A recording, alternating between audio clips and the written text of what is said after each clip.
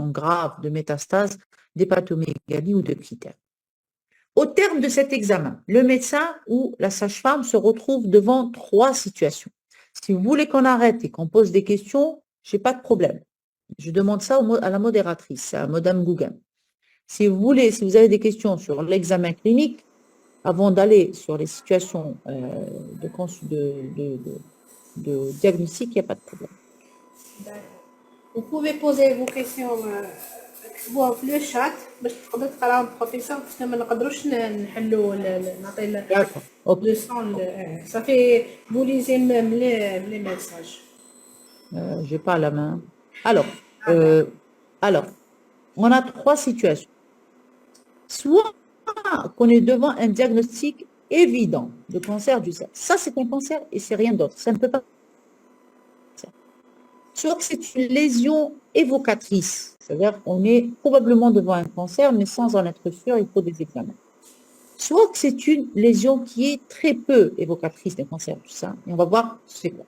Alors, quand on est devant, je suis désolée de vous montrer cette photo, mais c'est une lésion localement avancée. Ce sont les lésions où la tumeur est localement avancée. Ça a été pris en charge comme étant un abcès du sein. Ça s'est déversé. Finalement, ce n'est pas un abcès, c'est un cancer. La biopsie est faite directement sur la lésion. Le diagnostic de certitude sera une histologie et le bilan d'extension doit être fait et demandé. De toute façon, cette patiente doit être orientée rapidement chez un spécialiste pour voir s'il n'est pas au stade de métastase. Soit que c'est une lésion qui est évocatrice. C'est probablement un cancer du sein. C'est le cas des nodules du sein avec des signes cliniques de malignité. Donc, c'est le scénario type que je vous ai dessiné tout à l'heure.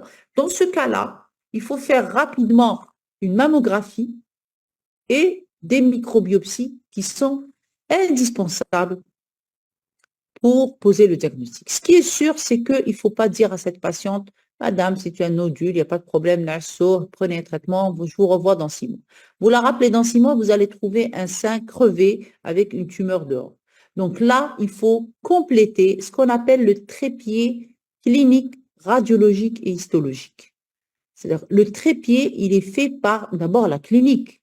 Pour que la clinique soit concordante, la radiologie, mammographie, échographie principalement, et l'histologie, ça veut dire la certitude histologique à l'anapath qu'il s'agit d'un cancer, mais surtout qu'il ne s'agisse pas d'un cancer. C'est-à-dire on ne peut dire à une patiente qu'elle n'a pas un cancer que si on s'est assuré que c'est réellement pas un cancer.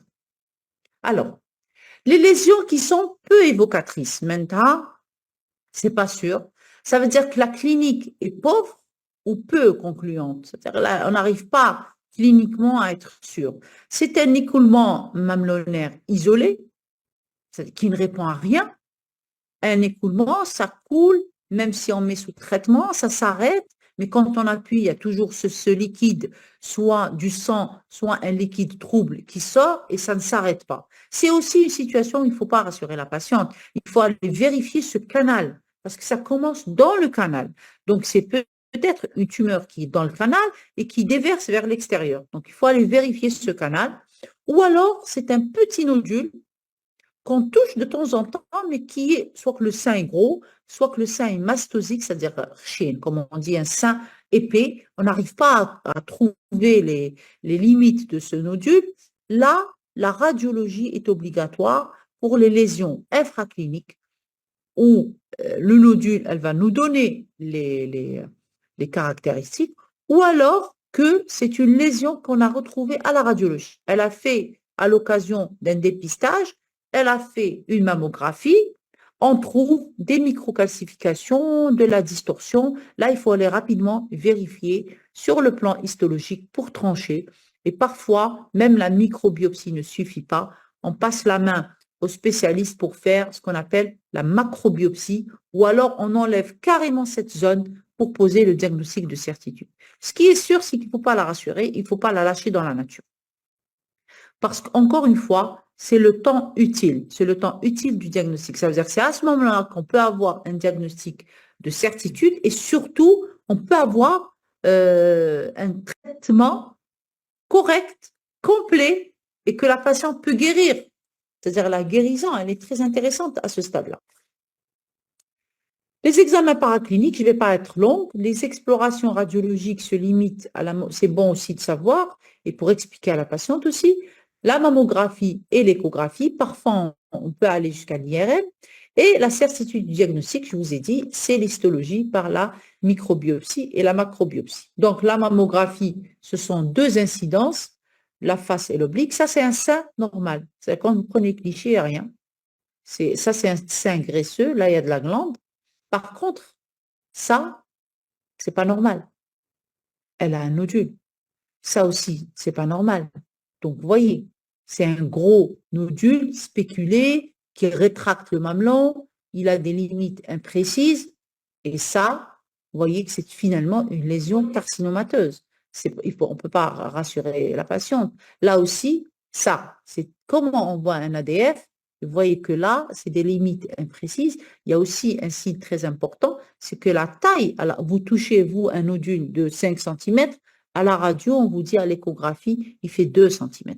Donc, le fait qu'il y ait une discordance entre la taille radiologique et la taille clinique, ça, c'est aussi un signe de cancer. Pareil ici, un nodule suspect. L'IRM, c'est vraiment pour donner, pour les lésions profondes surtout, qui sont près du thorax et qui ne sont pas accessibles à l'examen clinique. La microbiopsie, sachez c'est quoi? C'est une aiguille qu'on oriente avec l'échographie pour aller contre la tumeur et on fait des tirs comme ça avec le pistolet et on ramène des carottes pour l'étude histologique. En conclusion, donc, le cancer du sein, c'est un problème de santé publique, surtout en Algérie. Il y a une base de diagnostic qui est clinique. Donc, c'est le clinicien. C'est le clinicien qui découvre le cancer du sein. Ce n'est pas le radiothérapeute, ce n'est pas le chirurgien, c'est le clinicien. Si on attend jusqu'à ce que le sein se déforme, ce n'est plus la peine. L'examen clinique des seins est une obligation. Et pour les sages-femmes, sachez que vous êtes prescriptrice, ça veut dire que vous avez le droit de prescrire des pilules, de prescrire des traitements. On n'a pas le droit de mettre un traitement, surtout hormonal, lorsqu'on n'a pas examiné les seins. Et à chaque fois que je fais une conférence sur le sein, je pose la question dans la salle, qui examine les seins en début d'examen ou avant de prescrire quelque chose, je vous assure qu'il n'y a pas plus de 5% de la salle qui lève la main. Et ça, c'est une déformation. Ce n'est pas normal. On est prescripteur. Et quand on est prescripteur de pilules, on n'a pas le droit de les mettre si on n'a pas examiné les seins. Ça veut dire qu'on ne sait pas. Si elle va faire un cancer du sein, ce n'est pas parce que la pilule qui lui a donné ça. Non, je ne dis pas ça. Mais c'était un moment où on a raté le diagnostic. Il faut aller faire le diagnostic à ce moment-là. Donc, l'examen des seins est un temps clé. Et puis, il faut toujours y penser, encore une fois, et lutter un petit peu contre cette idée reçue de je ne sais où, que le cancer du sein est une maladie familiale. Il n'y a que 10% des cancers du sein qui sont familiaux, génétiques et tout ça. Mais les 90% qui restent, c'est des cas sporadiques. Il faut expliquer aux femmes que finalement, c'est pas parce qu'on a vu des femmes qui refusent l'examen et qui refusent surtout le traitement, parce qu'elle a peur qu'on dise de sa famille, c'est une famille qui porte le cancer du sein, elle a peur pour ses filles, elle a peur pour ceci. Donc, il faut vraiment encadrer l'annonce de la suspicion. On est dans la suspicion pour ne pas, c'est le moment crucial, parce qu'elle peut sortir et ne plus jamais revenir. Et là, la sage-femme est à la base, c'est-à-dire c'est elle qui connaît les familles, c'est elle qui est dans les PMI, qui est dans les EPH, dans les hôpitaux, c'est elle qui est en contact continu avec la patiente et c'est elle qui peuvent changer le discours de ce cancer du sein pour que les femmes viennent consulter et quand on découvre quelque chose, il y a des traitements qui sont conservateurs, les femmes peuvent vivre, peuvent garder leur sein, il y a des thérapies maintenant nouvelles qui peuvent permettre la guérison. L'idée, c'est d'arriver au début, ne pas arriver quand le sein est détruit. Quand le sein est détruit, c'est plus la peine. Quand le sein est détruit, il n'y a plus rien à faire. C'est que de la thérapie d'accompagnement pour assister à la fin de la passion. Donc, voilà ce que j'avais à vous dire concernant le cancer du sein. Si vous avez des questions, on peut y répondre ou alors on peut tout simplement discuter au sujet de ce cancer. Je vous remercie. Alors, est-ce qu'on a des questions? Je ne sais pas, Madame Gougam, si vous avez des questions?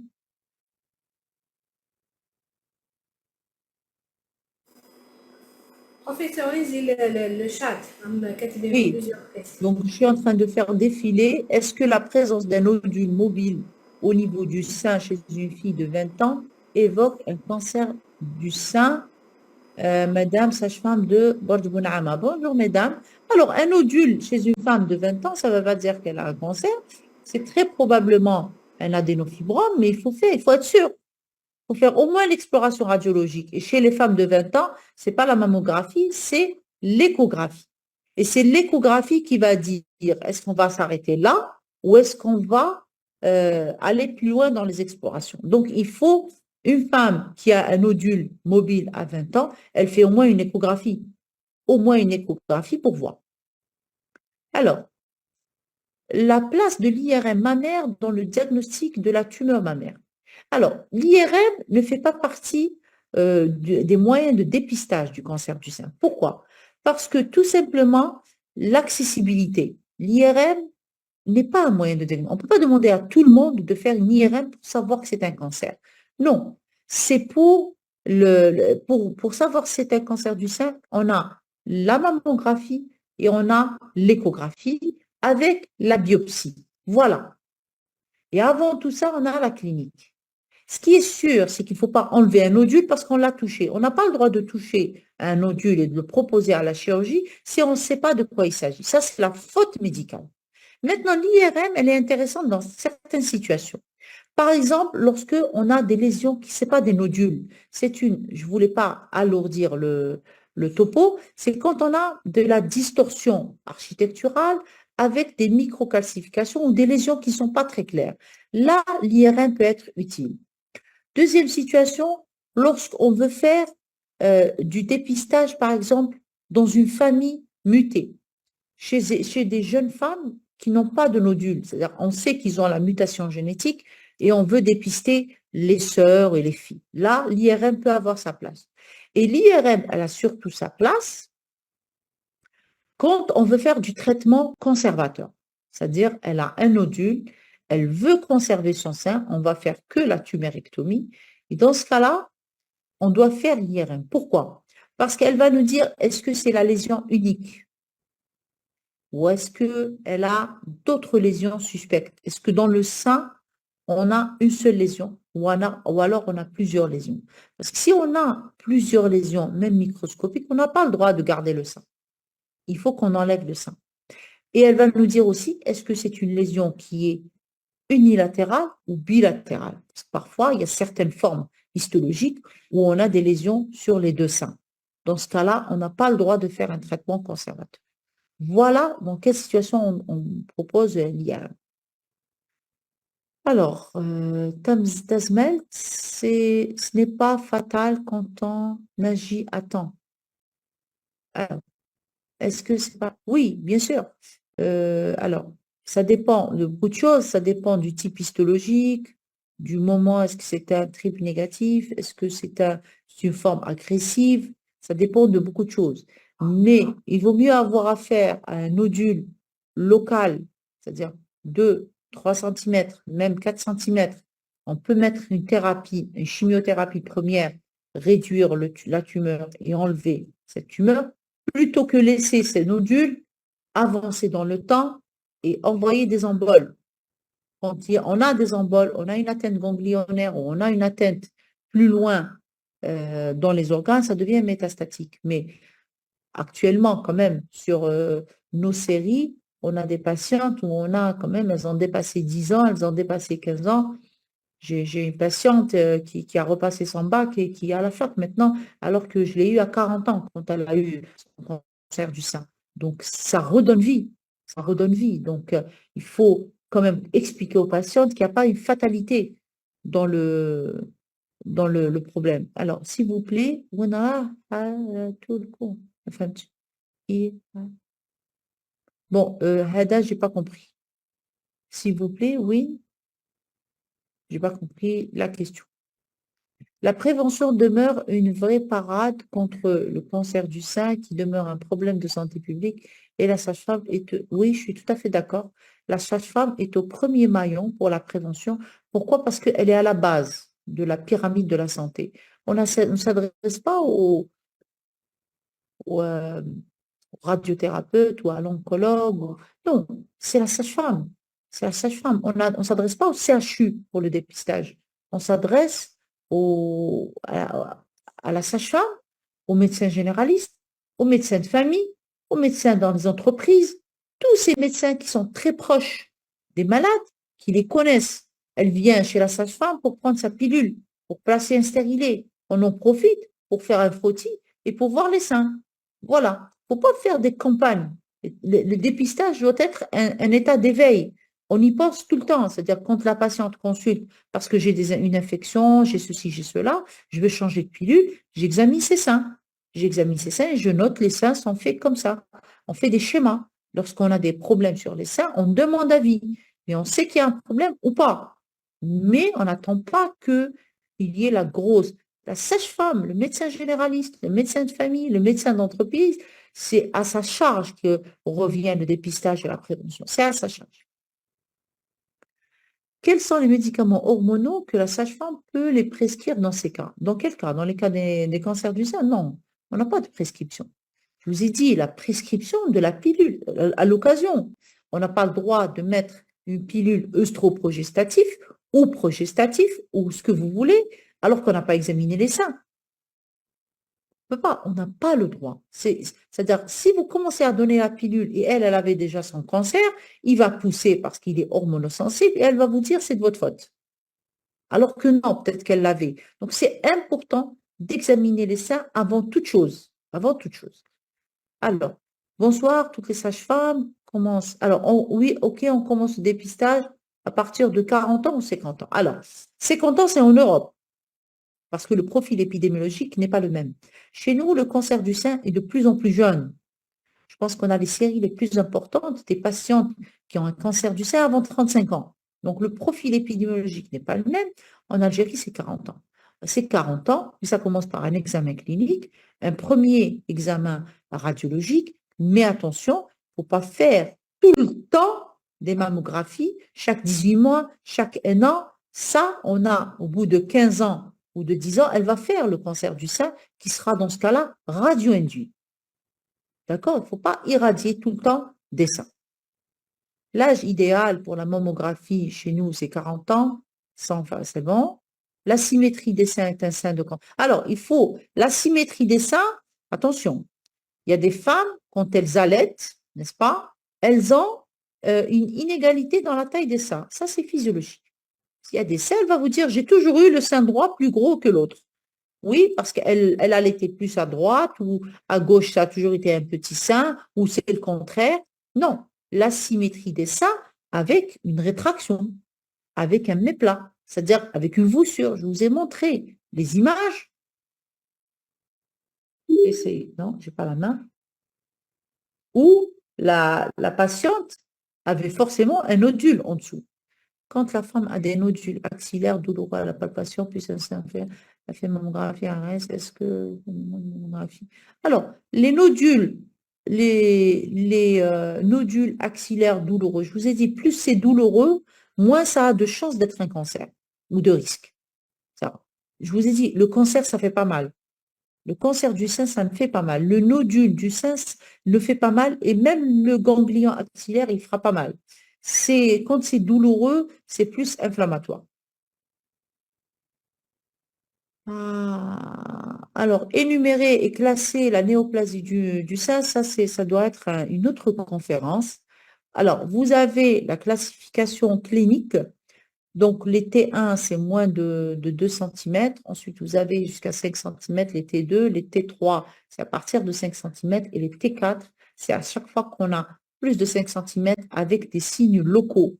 Donc, on a la présence de signes inflammatoires ou alors un nodule qui est fixé. Pourquoi on fait la mammo et l'écho en même temps? Très belle question. Pourquoi? Parce que ça dépend du type de sein. Alors, regardez, plus la femme est jeune, plus le sein est glandulaire. Et le glandulaire dans la mammographie, il est, attendez, je vais vous montrer, là, par exemple, là. Le glandulaire, il est blanc et le graisseux est noir. Donc, plus la femme est jeune, plus son sein sera blanc. C'est pour ça que ce n'est pas intéressant chez la femme jeune, surtout celle qui allait, qui est en activité génitale, la mammographie peut ne pas être contributive.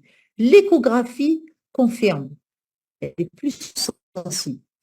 Plus la femme est âgée et le sein est graisseux, plus la mammographie est performante. Plus il est blanc et la femme est jeune, la mammographie n'a presque pas sa place. Là, on fait une échographie et là, on fait l'IRM. Donc, j'espère que j'ai répondu à votre question. Et parfois, lorsqu'on fait une mammographie comme ça, on a une zone, on a un nodule, on a de la désorganisation, on fait l'échographie, on va voir. Il y a des microcalcifications. En fait, c'est un faisceau d'arguments pour dire que la lésion est très probablement suspecte ou très probablement à prélever. Alors, centre de dépistage, de courte, femme allaitante suspecte d'un cancer du sein, à l'écho, que faire? Alors, si une patiente est allaitante, et c'est les situations les plus difficiles, hein, c'est la grossesse et l'allaitement. Donc, lorsque le sein, en général, c'est un abcès. Elle vous dit, j'ai un abcès, une mastite. Elle ne répond à rien du tout, cette mastite. On la met sous traitement. L'échographie, la mammographie n'a presque pas sa place, hein. L'échographie, les signes ne sont pas très clairs. Là, on fait l'IRM. Là, on fait l'IRM et on fait les biopsies. Est-ce que l'apparition d'un petit point rouge sur le sein du femme? Non, la peau, hein. Les problèmes de peau ne sont pas forcément les problèmes de la glande. Alors, là, d'un mousse, un kyste mammaire et un épaississement des canaux galactophoriques peut être. Alors, un kyste mammaire n'est pas une lésion cancéreuse. Le kyste n'est pas une lésion. Par contre, le solidokystique, ça, c'est une lésion qui est suspecte. Un épaississement. Alors, il y a une différence entre la dilatation des canaux galactophoriques. La dilatation des canaux galactophoriques, ça peut être un résidu de l'allaitement. Donc, elle a eu une dilatation. Ensuite, il y a des gens qui font la galactographie et tout ça, ça n'a aucune place. C'est des lésions. Lorsqu'on suspecte une lésion intragalactophorique, c'est-à-dire on fait l'échographie, on trouve une dilatation du canal, elle vous dit il y a une zone où il y a un épaississement, où il y a une zone où il y a un nodule. Là, ça justifie la vérification histologique, c'est-à-dire il faut l'envoyer en chirurgie sénologique, en gynéco, pour qu'on repère, on va voir quel est le point qui saigne ou quelle est la zone qui est dilatée pour enlever tout le canal. On fait ce qu'on appelle une zonectomie, c'est-à-dire on enlève toute cette zone. On peut faire mammographie, bien sûr, lorsque l'écho mammaire ne détecte pas de nodule, sus mamelonnaire. Pardon, lorsque l'échographie mammaire ne détecte pas de nodule susmamelonnaire, pourquoi vous allez faire une mammographie s'il n'y a pas de nodule? S'il n'y a pas de nodule, il n'y a pas de nodule. Et à 36 ans, si le sein est blanc, la mammographie ne va rien trouver. Donc, c'est l'échographie qui va vous éclairer. Est-ce qu'il y a un âge précis qui nous ramène directement à détecter le cancer, notamment chez la femme allaitante? Non, non, non. Rien à voir avec l'âge. En Algérie, j'ai vu des cancers du sein chez des femmes de 27 ans. J'ai vu des cancers du sein chez des jeunes femmes célibataires, mariées. Il n'y a pas un cliché particulier. C'est vrai que plus on avance dans l'âge, on dit à partir de 40 ans, il faut dépister. Mais pourquoi je vous ai fait une présentation purement clinique? Parce que ces signes-là ne sont pas rattachés à l'âge. On peut les avoir à n'importe quel âge. C'est le signe clinique qu'il faut qu'il soit attirant, il faut qu'il attire la sage-femme ou le médecin. Alors, le fibrome ne se transforme pas en cancer. Pourquoi on fait la mammo et l'écho en même temps? J'ai tout dit. Est-ce que la sage-femme peut demander une écho mammaire? Oui, pourquoi pas? Bien sûr. Une mammographie de contrôle est-elle? Elle est chaque 2 ans. Alors, c'est un grand sujet de discussion et tout n'est pas dit. C'est-à-dire, regardez, une mammographie faite, on la fait chaque 2 ans, à partir de 40 ans, c'est beaucoup. Donc, lorsqu'une mammographie est normale, on peut aller à 3 ans. Par contre, on peut céder des contrôles échographiques.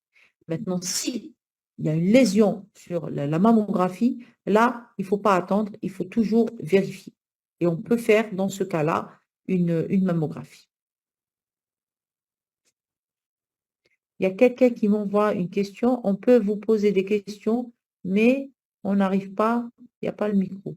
Vous les écrivez, vous les écrivez.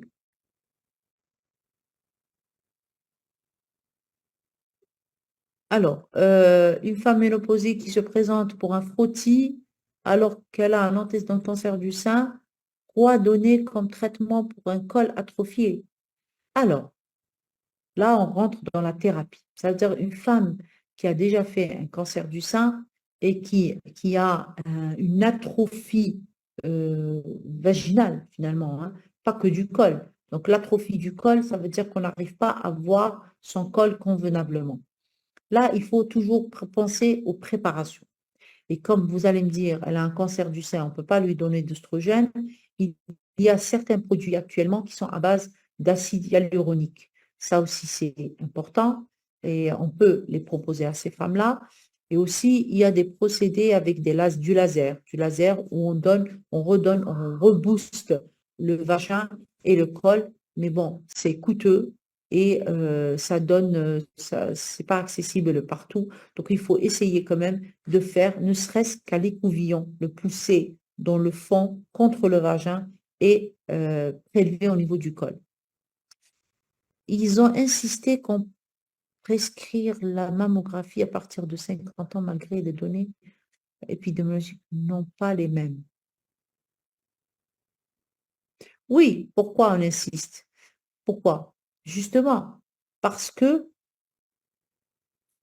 certaines professions de la santé, pour rien du tout, chaque année, elle fait mammographie. C'est fou. La mammographie, c'est des irradiations. Donc, on peut les éviter, on peut pousser. Il n'y a rien. Sur un sein, il n'y a rien. On se donne du temps. Elle n'a pas de facteur de risque, elle n'a rien dans sa famille, il n'y a pas de lésion, de mastopathie bénigne chez elle, elle n'est pas connue pour porteuse d'une lésion. On peut faire que de l'échographie et à la demande, demander un cliché de mammographie. C'est pour ça que même à 50 ans, vous allez faire chaque 2 ans, à 65 ans, elle va faire un cancer. Est-ce que le cancer du sein se développe rapidement? Ça, c'est une très bonne question. Alors, le temps de dédoublement d'une masse, il est de 6 mois. Ça veut dire, et ça dépend énormément du type histologique. Il y a des lésions mammaires qui elles se dédoublent par 6 mois. Ça veut dire qu'elles vous donnent le temps de la dépister. Il y a certains types histologiques qui ont une évolution qui est foudroyante. Ça veut dire qu'en quelques semaines, le sein se transforme. C'est une proportion rare et qui n'est pas la dominante.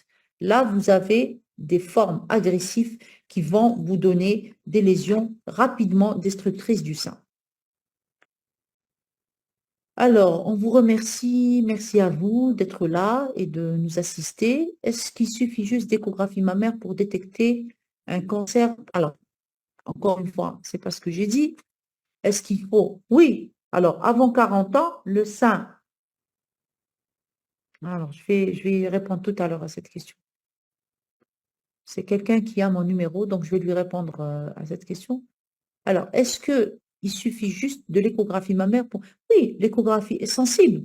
Bien sûr, l'échographie, elle est très sensible pour reconnaître une lésion suspecte. Elle est sensible et elle oriente la biopsie. Après, sur une femme avant 40 ans, il y a avant 40 ans, il y a avant 30 ans. La femme qui a un sein épais, glandulaire, et elle allait, on ne va jamais voir quelque chose au niveau de la mammographie, c'est l'échographie qui va nous orienter. Et si on a des doutes, on passe à l'IRM. Conduite à tenir devant un abcès sous-axillaire bénin. Un abcès bénin sous-axillaire chez une femme de 29 ans, sachant qu'il ne répond pas à l'antibiotique. Eh bien, une biopsie. Il faut faire une biopsie. Un abcès qui ne répond pas à l'antibiotique, il faut faire tout de suite une biopsie. Avec l'exploration radiologique, bien sûr. J'ai une information que la mammographie à partir de 45 ans, selon les nouvelles recommandations, est-ce que c'est vrai? Et merci. Alors, regardez, avant 45 ans, avant 50 ans, je vous ai dit en Algérie, on a une proportion de patientes qui va faire le cancer à partir de 40 ans. Donc, on a toujours ce souci de ne pas multiplier les mammographies. Donc, il y a une catégorie de patientes où à 35 ans, il faut tout lui faire. Il faut dépister chez elle. Il y en a d'autres qui n'ont rien à l'examen clinique. Elle n'a rien à l'examen clinique. À 40 ans, vous lui faites un examen ou à l'occasion, elle va faire une mammographie. Et celle-là, vous n'allez pas la revoir chaque 2 ans. Vous allez pousser à 3 ans. À partir de 45 ans, chaque femme doit avoir sa mammographie. Au moins une. Elle fait une. Et après, selon cette radiologie, on va voir, on va la convoquer à 48 ans ou à 47 ans. En tout cas, il ne faut pas la perdre de vue. D'accord? Un écoulement mammaire jaunâtre ou verdâtre, oui, un écoulement jaunâtre verdâtre isolé, c'est le signe d'une infection galactophorique, d'accord? Mais répété et qui ne s'attarie pas, il faut justifier une recherche radiologique. Est-ce que l'ectasie canalaire se transforme? Non, l'ectasie simple, non. Lorsque l'interprétation de l'échographie mentionne. Alors, l'ACR 1, 2 et 3, c'est toujours bénin.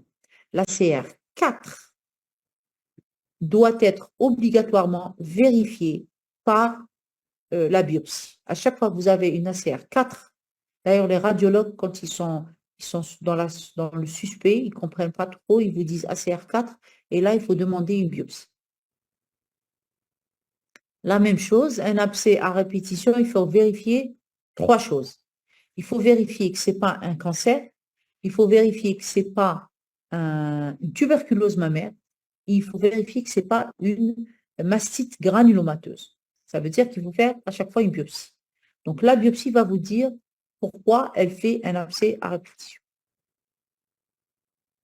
Alors, une femme aux antécédents d'un cancer du sein qui désire avoir des enfants. Oui, dans certaines situations où le sein, ce cancer du sein est de bon pronostic, la maladie est stable, elle a fini son traitement, on a respecté les 5 ans, c'est son médecin, c'est le chirurgien, c'est l'équipe médicale qui s'occupe d'elle, parce qu'en général, on est 3. Il y a nous, c'est-à-dire le gynécologue qui l'a opéré, ou le chirurgien qui l'a opéré, l'oncologue et le radiothérapeute. Si la lésion est stable, il n'y a rien sur 5 ans, on peut l'autoriser à faire une grossesse, bien sûr. Est-ce qu'il y a, mais ça veut pas, et ça dépend aussi du type histologique. Il y en a qui sont très fortement suspects de récidive. Plus elle est jeune, plus il y a un risque, parce qu'elle est dans l'activité hormonale. Donc, comme c'est une tumeur qui est hormonosensible, il faut lui dire qu'elle risque de récidiver pendant la grossesse. Voilà, l'information, il faut la lui dire. Est-ce qu'il y a une relation entre les ganglions? Bien sûr. Alors, les ganglions, je vous ai dit, celles qui sont sensibles et douloureuses, non. Mais le cancer, le premier relais, les ganglionnaires. Ça veut dire, vous touchez un nodule, il faut toujours voir s'il n'y a pas un ganglion satellite.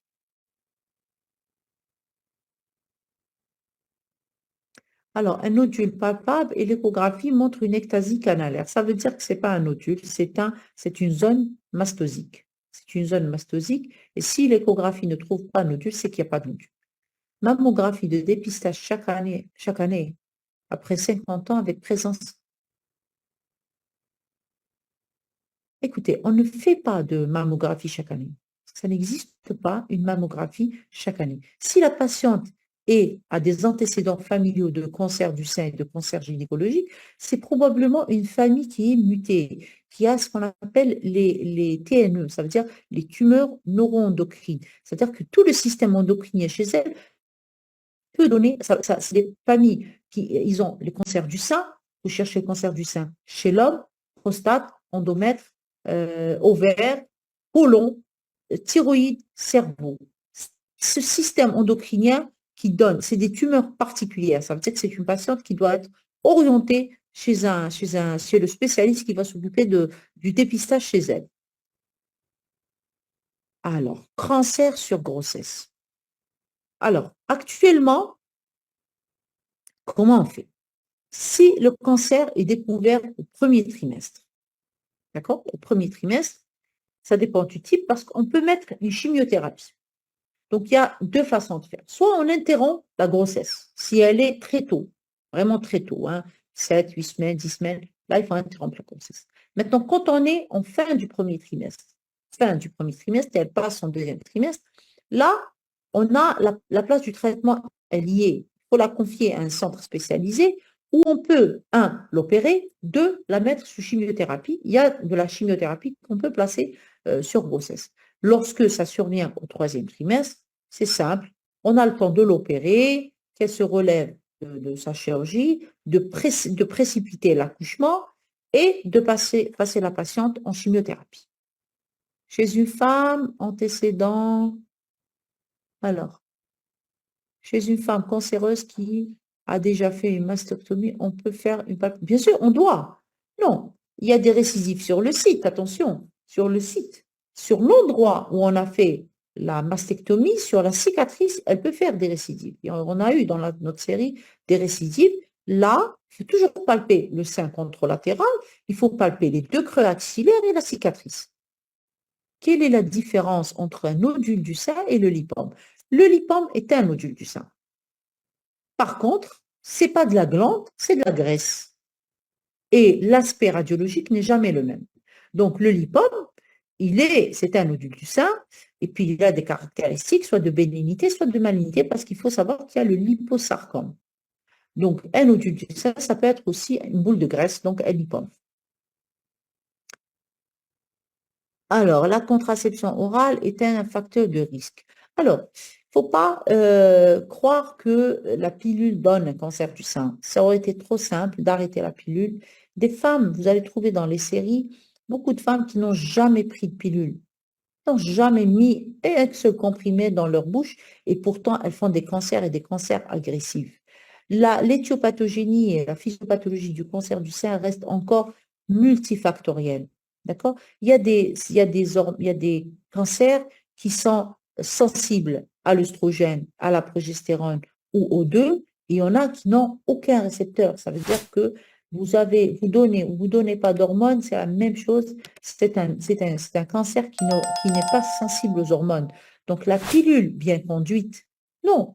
Au contraire, cette pilule-là, elle est protectrice par rapport à l'ovaire, mais aussi c'est un moyen de captage. Ça veut dire que c'est une patiente qui va revenir chez vous, et à chaque fois qu'elle revient chez vous, vous allez examiner ses seins, et donc vous allez voir si elle fait un nodule ou pas. Donc vous voyez, les patientes qui ne sont pas perdues de vue, ce sont ces patientes-là qui sont repérées tôt et qui ont les meilleurs pronostics. Merci pour la communication. Je vous remercie. Puisque l'échographie est importante, est-ce que la clinique par la palpation est suffisante pour dépister si la sonde des seins n'est pas disponible dans l'établissement? Merci. Non, non. Quand on touche quelque chose, c'est-à-dire que, bon, je vous ai mis les situations où c'est évident. Lorsque le sein est complètement déformé, c'est un cancer. Mais lorsque vous touchez quelque chose au fond d'un sein, au fond, il est profond, parfois vous le touchez, parfois vous ne le trouvez pas, dans un gros sein, il faut faire une échographie. Il faut faire une mammographie, je suis désolée. Le doigt, qu'est-ce qu'il va vous dire? C'est un nodule et après. Il va vous dire son type, son aspect, est-ce que la taille, sa localisation. Non, la clinique, c'est un moyen de dépistage. Après, on passe à l'étape diagnostique. L'échographie, la radiologie et l'histologie, ce sont des moyens de diagnostic. D'accord?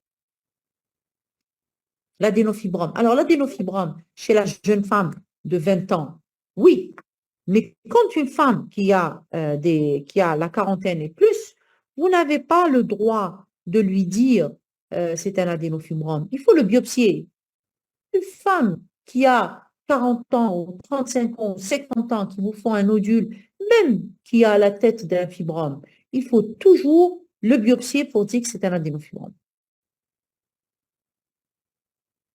Merci pour la conférence. Pour une femme jeune qui a fait un cancer du sein, qui veut placer un DU, est-ce que j'ai le choix, stérilet hormonal, cuivre, bien système? Non, il faut lui mettre un stérilet inerte. Il faut systématiquement lui mettre un stérilet inerte. L'envoyer, oui. La contraception injectable à base de progestérone, non du tout. Alors là, pas du tout. Pas du tout. Il n'y a pas de prévention du cancer du sein en donnant de l'injectable, non. Si vous pouvez, oui. Si possible, oui. Conduite à tenir devant un lipome sous-axillaire, eh bien, il faut le biopsier et l'enlever. Quel est le moyen contraceptif pour une femme cancéreuse? Ce sont toutes les contraceptions inertes, c'est-à-dire le stérilet, les méthodes barrières. Voilà ce qu'on peut leur mettre.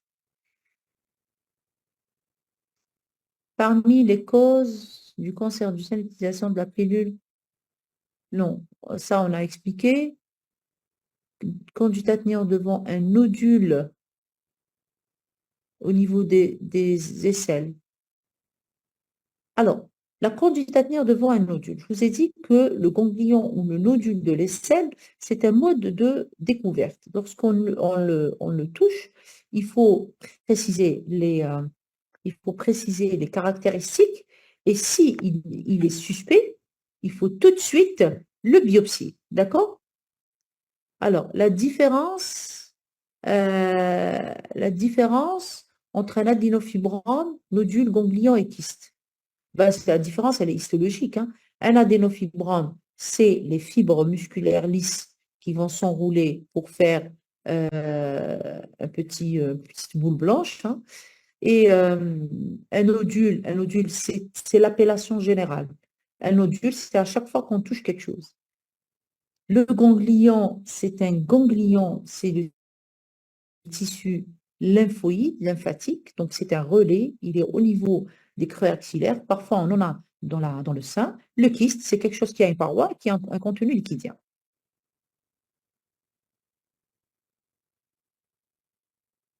Un écoulement liquidien avec douleur. Un écoulement liquidien, c'est peut-être une galactophorite, hein, avec douleur et tout ça. Il faut traiter comme une galactophorite. Et après, est-ce qu'il y a un cancer? Je vous ai dit, si cet écoulement dure dans le temps, il ne veut pas s'arrêter, il n'y a rien, il faut faire l'exploration radiologique, voir, faire une échographie, voir s'il n'y a pas un nodule en dessous. Et traiter. S'il résiste au traitement, il ne répond à rien du tout, là, ça justifie une action plus importante. Le cancer du sein est-il héréditaire? Je vous ai dit, il y a 10% de formes qui sont familiales. Ça veut dire qu'ils ont une mutation dans le gène BRCA1 et BRCA2. Et vous allez trouver, la transmission, elle se fait par la mère. Ça, quand vous posez la question, il faut voir chez la mère, la grand-mère, les tantes maternelles et les sœurs. Parce qu'à un moment donné, vous allez voir que toute la famille, il n'y avait rien du tout. Et puis à un moment donné, vous avez la mère, les tantes n'ont rien. Ensuite, vous avez les filles, c'est-à-dire le cas index, c'est sa mère et ses tantes. Donc, on sait à peu près à quelle génération la mutation s'est faite. Est-ce que les produits de soins personnels qui sont appliqués au niveau des biotologie du sein? Alors là, le discours, il est très long. Il faut différencier avec les produits qui sont talqués. Parfois, ils sont talqués, ça bouche les pores sous-axillaires, ça donne des petits nodules. Ça, c'est des lésions de la peau. Ce n'est pas des nodules axillaires. Je vous ai dit, les nodules axillaires, c'est dans le creux. Les nodules de la peau, ça veut dire qu'elle a utilisé un déodorant ou alors quand on utilise des sticks, où ils utilisent des produits artisanaux où il y a des cristaux. Et ça bouche. Ça bouche les orifices, les sudoripares et ça donne des nodules. Ça, ce n'est pas un cancer. Maintenant, les produits cosmétiques où il y a bien sûr des produits prohibés qui ne doivent pas être dans la cosmétique, ça peut être cancérigène. Il faut lire la notice de ce produit. Voilà, je ne sais pas si j'ai répondu à toutes les questions. Ici, vous avez... Ah, alors, attendez, il y avait une question sur mon téléphone. Est-ce que de multiples adénofibromes chez la jeune fille peuvent se transformer? Non, les adénofibromes ne se transforment pas en cancer. Les adénofibromes, c'est des adénofibromes. S'il y en a beaucoup et s'ils sont volumineux, il faut les enlever. Les tumeurs phyllodes. Alors, les tumeurs phyllodes, c'est une autre variable. La tumeur phyllodes est une tumeur mésenchymateuse. Ce n'est pas la glande mammaire. Elle est apparentée, elle ressemblerait à un adénofibrome, mais qui a un potentiel de récidive. C'est-à-dire que ça va récidive. Vous l'enlevez, ça récidive. Là, il faut penser à la tumeur phyllodes. Et dans ce cas-là, il faut la grader. Il y a des grades 1, 2 et 3. Et quand ça récidive plusieurs fois, ça justifie même une radiothérapie. Alors, est-ce que j'ai d'autres questions? Je pense que je n'ai plus de questions. Quel est l'âge où on arrête la demande de la mammographie? C'est une très belle question. Finalement, on n'a pas d'âge parce que on a autant, j'ai vu des cancers chez des jeunes femmes de 27 ans et j'en ai vu chez des grand-mères de 85 ans. Finalement, c'est l'examen clinique qui va faire la part des choses. Quand vous examinez les seins, il n'y a rien, ben on est tranquille. On demande une radiologie et on rassure la patiente pour les 2-3 années à venir. Je ne peux pas vous dire de là où je suis d'arrêter de faire le dépistage à 70 ans ou à 75 ans parce qu'on a des surprises après. C'est vrai que quand on atteint 10 ans, 15 ans de dépistage, il faut arrêter les mammographies parce qu'il ne faut pas que la patiente arrive avec un sac où il y a 30 mammographies à l'intérieur. Il y a ce qu'on appelle les tumeurs radio-induites. C'est les irradiations qui vont provoquer ce cancer alors qu'elle ne l'avait pas au départ. Donc, l'examen clinique reste la clé du dépistage. Voilà ce que je peux vous dire. Les antihistaminiques, non. Les antihistaminiques, il n'y a pas de rapport avec les écoulements. Je ne sais pas s'il y a d'autres questions à votre niveau, parce que moi, j'ai toutes... Alors, les tumeurs phyllodes, est-ce qu'elles peuvent évoluer vers un cancer? Les tumeurs phyllodes peuvent aller vers ce qu'on appelle les sarcomes. C'est une autre chose. C'est une autre chose, je vous ai dit, ça relève de la chirurgie, parfois de la radiothérapie. Est-ce que vous pouvez faire une conférence sur le cancer du col à partir du frottis? Là, on va y penser avec la direction de la formation pour l'intitulé des prochaines conférences. Je pense qu'on a fait un petit programme concernant les urgences, concernant certaines conduites. Je vais voir avec Madame Boukam la suite. La différence entre, j'ai expliqué, adénofibromes, kystes et ganglions, je viens d'expliquer ça. Alors, est-ce qu'on a d'autres questions, Madame Boukam?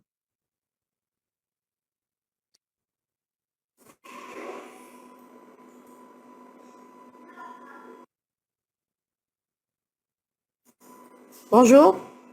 Oui, bonjour. Bonjour madame, c'est la collègue du docteur Gougam.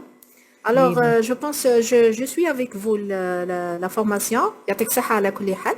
Alors, Merci. je ne sais pas, est-ce que vous avez une autre présentation ou pas? Aujourd'hui, non, c'est la seule. D'accord. Alors, on va attendre un peu. Peut-être il y aura des participantes qui voudront poser d'autres questions. Voilà, Je vous avez voulais, de nouvelles questions si vous permettez. alors, je pense qu'il y a... Alors, regardez, je ne voulais pas alourdir parce qu'il y a beaucoup de choses à dire.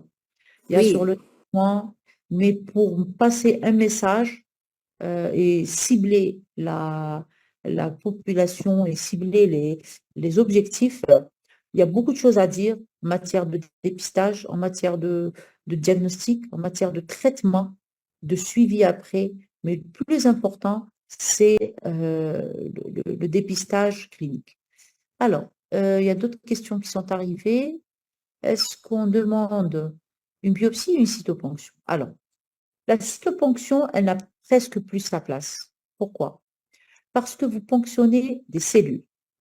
Vous pouvez avoir beaucoup de faux négatifs. Ça veut dire quoi? Ça veut dire que vous allez avoir des cellules qui vont avoir des transformations. D'abord, il faut avoir le cytologiste qui va lire.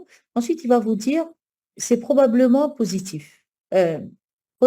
Pardon, probablement bénin. Le probablement bénin ne veut pas dire que c'est pas malin.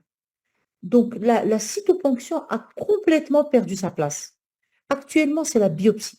C'est un petit bout de cette tumeur, c'est des petites carottes qu'on fait avec les biopsies et qui vont vous donner le type histologique, l'immunohistologique, ils vont tout vous donner. Donc, la cytoponction n'a pas vraiment, elle a perdu sa place dans le dépistage de la prise en charge. La taille minimum d'un nodule palpable. Alors, je vais vous dire, vous allez avoir un nodule palpable, mais ça dépend du sein. Vous avez des petits seins parfois, des tout petits seins, tout maigrichants, vous le plaquez comme ça contre la paroi thoracique et vous avez même un nodule de 5 mm, vous allez le toucher. Et parfois, vous avez de gros seins, des bonnets D ou E, de très gros seins. Est-ce que vous pensez que vous allez pouvoir palper ce qu'il y a sous le sein? Vous n'allez pas pouvoir. C'est-à-dire, là, il vous faut une masse de 10 cm pour la toucher. Donc, ça dépend du nodule du sein. On peut toucher même un petit grain de pois chiche, on le touche. Parfois, c'est un petit grain comme habad. C'est un petit nodule comme ça, fixe et douloureux. Ça, c'est un cancer. Mais un sein maigre.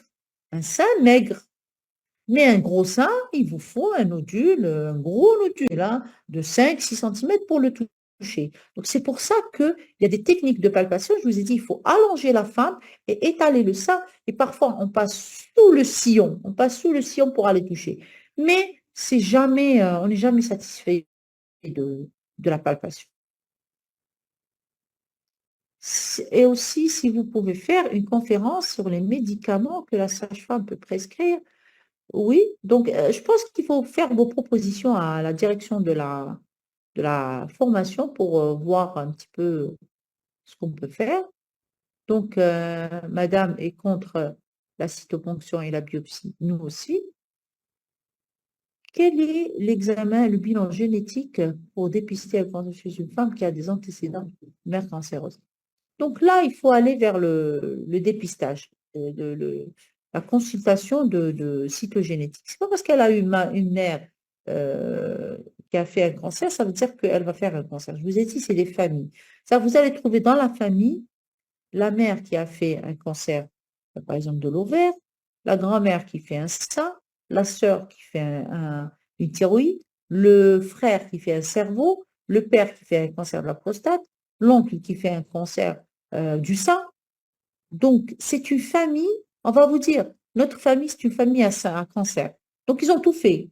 C'est ce genre de famille qu'il faut orienter en oncogénétique pour faire le dépistage.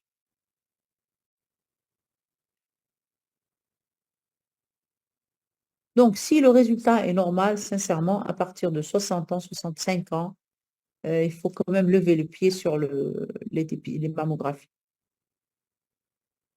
Oui, on peut demander une mammographie sur le sein.